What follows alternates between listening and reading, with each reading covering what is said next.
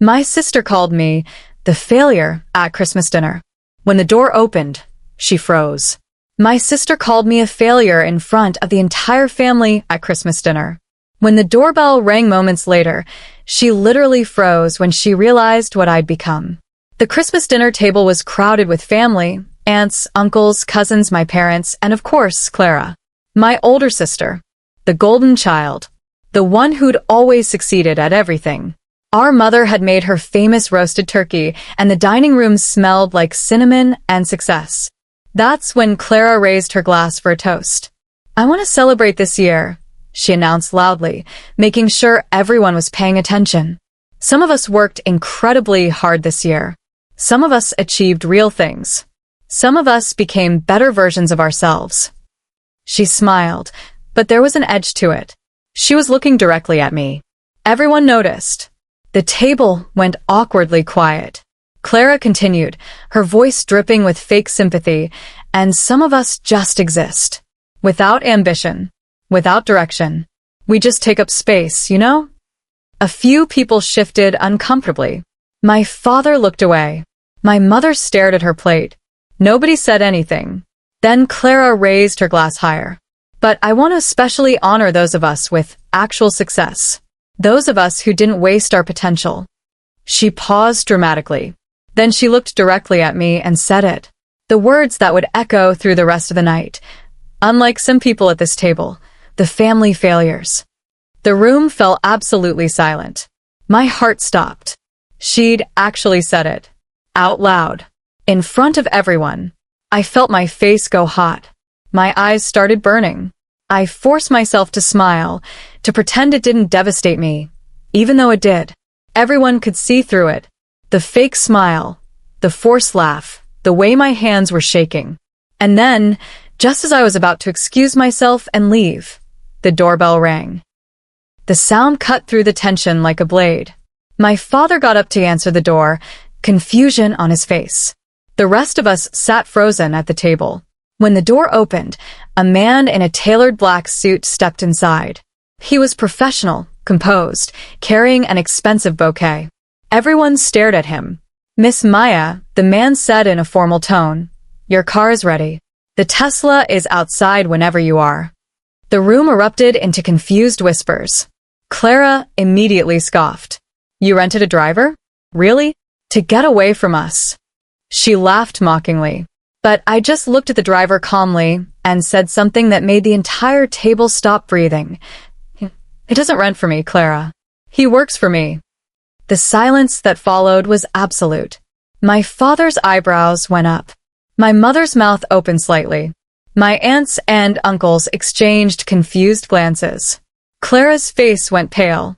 I stood up from the table, placed my napkin down carefully, and said to my family, "I'm sorry to leave Christmas dinner early, but there's somewhere I need to be." As I walked toward the door with the driver, Clara's voice came out weak. "Where exactly are you going?" I didn't turn around. I just said, "To my life. The one I've been building while you were calling me a failure." Then I walked out, and the door closed behind me.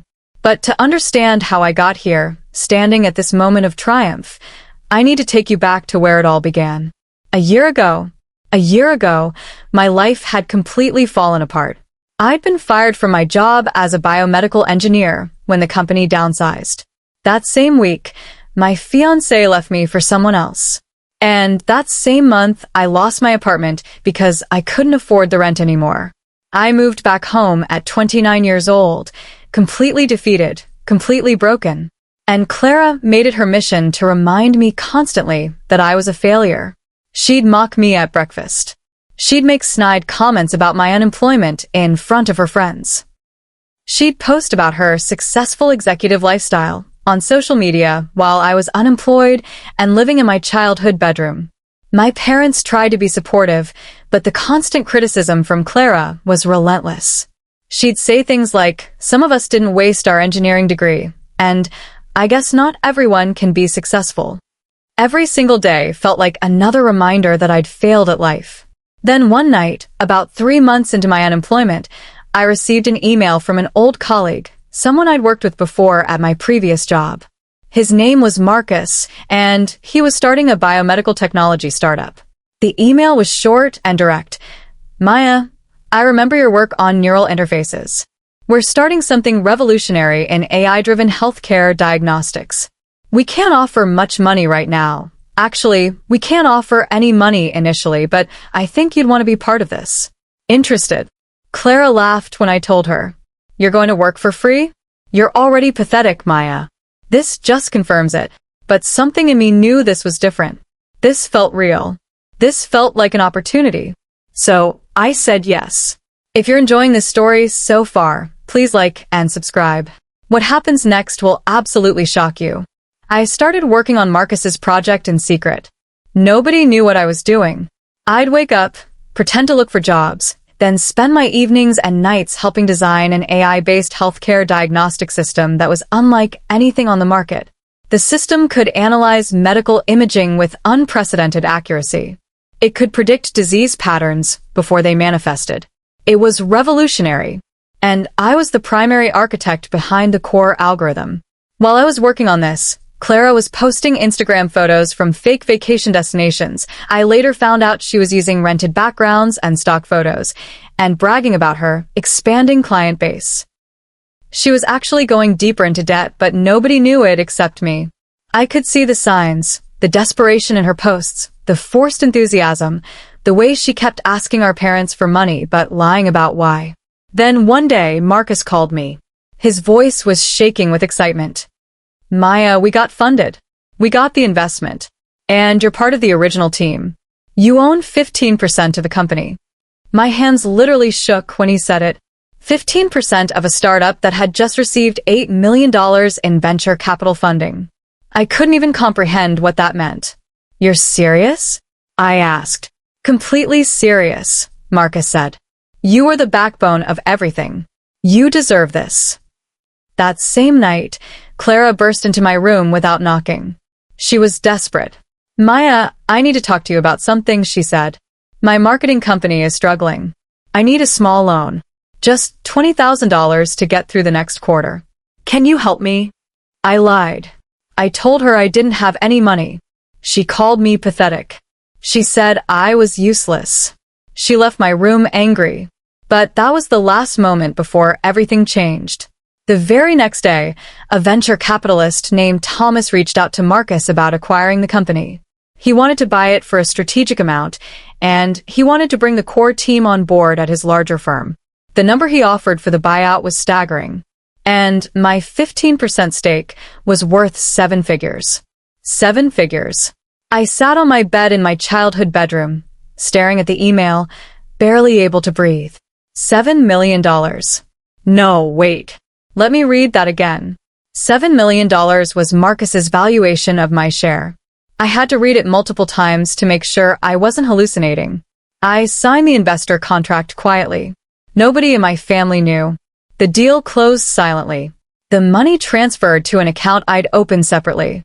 Within a week, I'd already hired a business manager and a tax advisor. Within 2 weeks, I'd created an LLC. Within a month, I'd established Maya Bennett Consulting, a firm specializing in biomedical technology strategy and healthcare innovation. I quit my temporary job at the coffee shop where I'd been working. I started saying yes to consulting clients. I built a quiet empire while living in my parents' house. Clara had no idea. My parents had no idea. Nobody knew that the girl they'd all written off as a failure was quietly building something massive. 3 months before that Christmas dinner, I received an invitation from my parents. Please come to Christmas this year, my mother had written. It's a family tradition. I almost declined. The thought of facing Clara, of listening to her brag, of sitting there while she insulted me, it felt unbearable. But then something changed in me. I realized I wasn't that defeated girl anymore. I wasn't that broken woman living in her childhood bedroom. I'd become someone new. Someone successful. Someone powerful. And I decided right then that I would go to Christmas dinner. Not to hide, but to finally stand in my own power. I made a decision. I called my driver service. Yes, I had a driver service now, and arranged for them to pick me up at exactly 8:15 p.m. on Christmas night. I called a jeweler and had them make a custom diamond necklace on rush order. I purchased a sleek black evening gown from a designer boutique. I got my hair done at a salon. And most importantly, I had business cards printed. Beautiful, expensive cards that read, Maya Bennett, CEO, Nova Medtech. I wasn't going to Christmas dinner to hide anymore. I was going to show up as exactly who I'd become. The night of Christmas dinner arrived. As I sat in my Tesla, yes, I owned a Tesla now, I looked at myself in the mirror. I barely recognized the woman staring back. Not because I looked so different physically, but because my eyes were different. My face had confidence in it now. Power. Peace. I'd survived the worst year of my life, and I'd come out on the other side, not just surviving, but thriving. I practiced what I might say if Clara insulted me again. But honestly, I didn't think she would. I thought maybe she'd sense the shift in me. Maybe she'd realize something was different. I had no idea how wrong I was about that. I arrived at my parents' house at 7 p.m.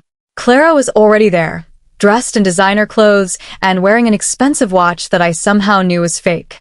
She hugged me with fake warmth, then whispered, "You look different.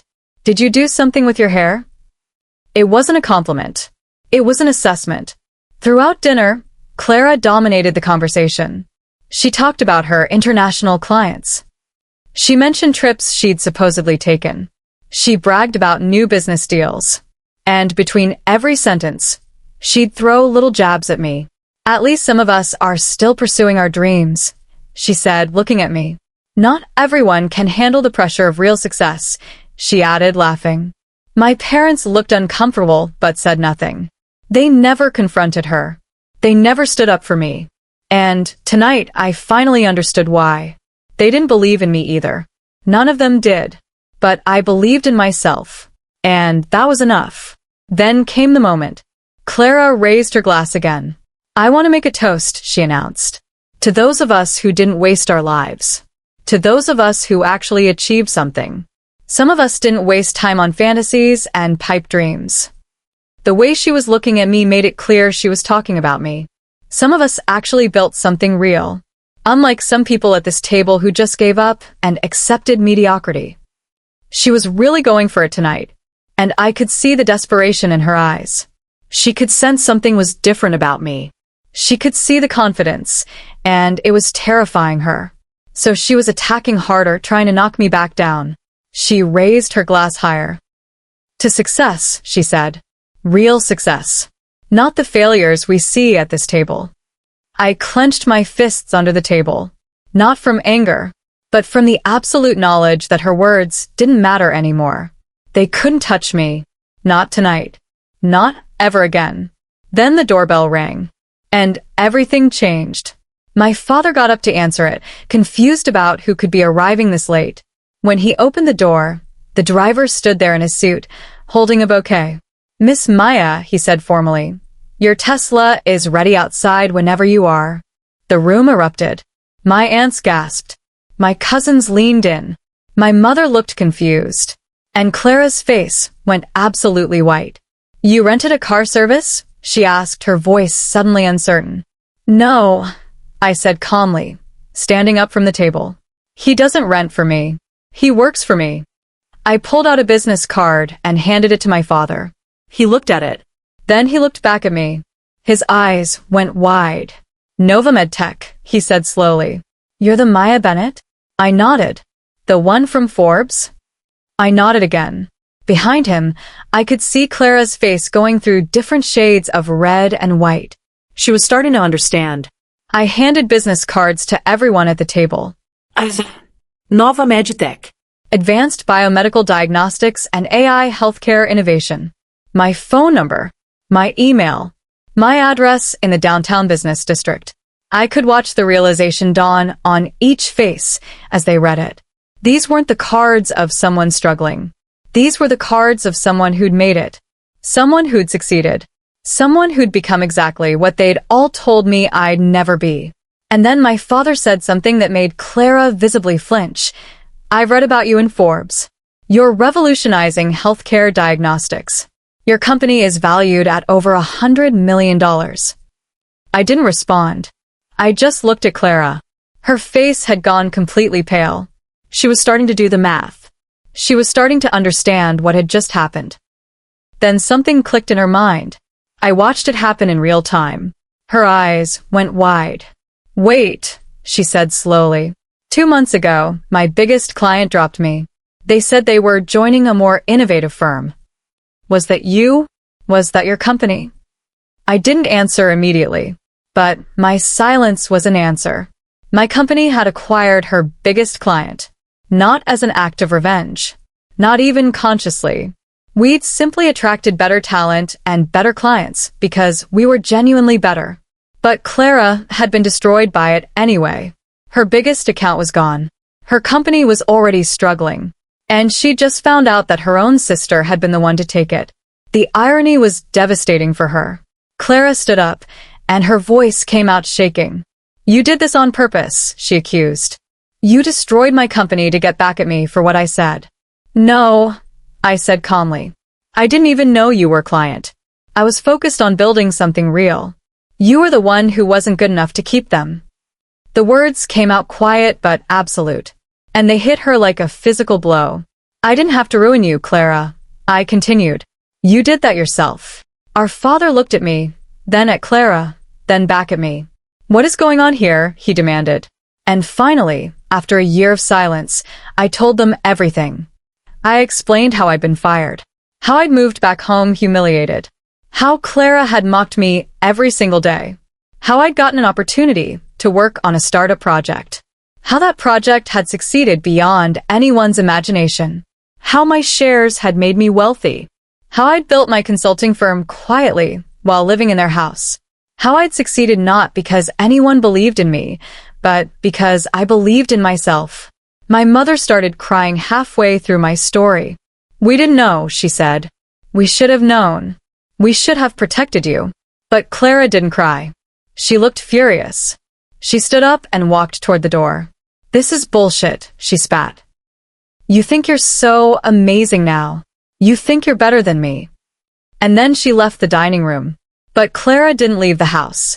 She went into the other room and made a phone call. I could hear her voice from the dining room, getting more and more frantic. What do you mean you're terminating our contract? We're partners. We've been working together for 3 years. Then her voice broke. What? You're joining Nova MedTech? You're what? You're all leaving. She came back into the dining room with her phone in her hand, her face absolutely shattered. My last 3 clients just called, she said, her voice barely a whisper. They're all leaving. They're all joining your company. They all want to work with you instead. She looked at me with desperation in her eyes. How did you do this? She asked. I didn't, I said honestly. They made their own choice. Clara walked over to me, and for a moment, I thought she might hit me. Instead, she did something worse. She asked. I'm sorry, Clara said, her voice small and broken. I was wrong about you. I was jealous. I was scared. Please, Maya, can we work together? Can you let me join your company? I'll do whatever you want. I'll take any position. I'll work for you. Just please don't let me lose everything. I looked at her for a long moment. This was the moment where I could destroy her completely. I could say no. I could watch her company crumble. I could let her experience the full consequences of her cruelty. Part of me wanted to. The part that had been humiliated at this very table just an hour ago. But instead, I said something that surprised even me. I don't mix family with business anymore, Clara. Her face fell. She called me a heartless snake. She said I was cruel. She said I was just like the people who'd hurt her. And I realized in that moment that she had no idea who I'd become. She thought I was still the broken version of myself. She didn't understand that the person standing in front of her had survived something she couldn't even imagine. That's when our father stood up. He looked at Clara with disappointment in his eyes. I think we all know who the real failure is now, he said quietly. And then Clara broke completely. She started confessing. She told everyone that her business was in debt. She admitted to the fake vacation photos. She revealed that she'd been lying about her success for years. She'd been living beyond her means, pretending to be something she wasn't. afraid that if anyone found out the truth, they'd abandon her. She'd been so focused on appearing successful that she'd never actually built anything real. And now, watching me succeed effortlessly while she'd been struggling, she realized she'd wasted years on a lie. I thanked my parents for the dinner. I hugged my mother, and then I walked toward the door. As I passed Clara, she whispered, "You'll regret this. You'll wish you'd helped me." I paused for just a moment. Then I said gently, "I already don't." I walked out the door into the cold Christmas night. The Tesla was waiting, the driver holding the car door open. I got in and drove away from that house, from that family, from everything that had tried to keep me small. I didn't look back. I didn't need to. The next morning, the story hit social media. Clara's company filing for bankruptcy. Her debt revealed. Her lies exposed. Pictures of her fake vacations circulating. The media ate it up. Meanwhile, my inbox was flooded with partnership offers. Every major pharmaceutical company wanted to work with Nova Medtech. Every venture capitalist wanted a piece of what we were building. I'd gone from being called a failure to being called a visionary. But the thing was, I didn't feel vindicated. I didn't feel satisfied. I just felt tired. I'd survived something, and that was enough. A month later, I got a message from Marcus, my old startup founder. He wanted to meet. When we sat down for coffee, he told me something that made me pause. "I've been thinking about the trajectory of Nova Medtech," he said. "And I realized something. You were the backbone of everything from the beginning. You deserve more recognition. I want to make you the public face of the company. The world should know your name. The world should know what you've accomplished." I smiled. "I'm okay with where I am," I told him. "But thank you." He nodded. "You've earned it," he said. "You've earned all of it." I drove to my office the next morning in my Tesla. As I pulled into the parking garage, I saw someone sitting on a bench outside the building. Clara. She looked smaller than I remembered. Broken. When she saw me, her eyes filled with tears. "I didn't mean it," she said, her voice barely audible. "All those things I said, I didn't mean any of it." I paused, my hand on the car door. And I said something I meant with every fiber of my being. "You didn't have to believe in me, Clara. I did that for both of us." Then I walked past her toward the glass doors of my office building. The words Nova Medtech shone above the entrance in letters of light. I walked through those doors into my life, into my success, into my power. And Clara watched from the bench outside, finally understanding the true cost of arrogance. They called me a failure, until success knocked on the same door.